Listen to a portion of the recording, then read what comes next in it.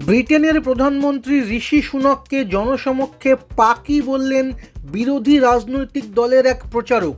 সম্প্রতি এক প্রচারে ব্রিটেনের রিফর্ম ইউকে পার্টির এক প্রচারক বলেছেন, আমি ভয়ঙ্কর রকমের রাজতন্ত্র ঘেঁষা রক্ষণশীলপন্থী লোক, কিন্তু আমাদের মধ্যে কোথা থেকে একটা পাকি এসে জুটল কে জানে। কোন কাজটায় ভালো ও।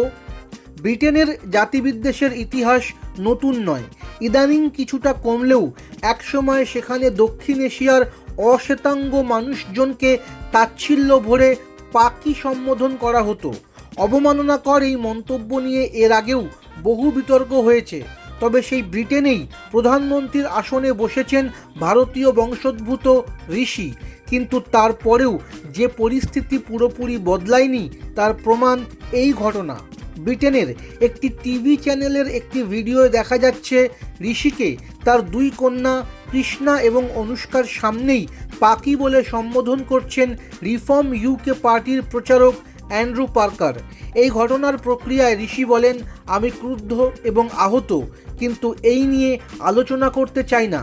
তবে এটুকু বলবো, রিফর্ম ইউকে দলের প্রার্থী এবং প্রচারকেরা নিয়মিত যে জাতিবিদ্বেষী এবং মহিলা বিদ্বেষী মন্তব্য করছেন তাতে স্পষ্ট বোঝা যায় তারা আসলে কীরকম। যারা ব্রিটেনের রিফর্ম বা সংস্কার করতে চাইছেন তাদের সংস্কৃতি কীরকম।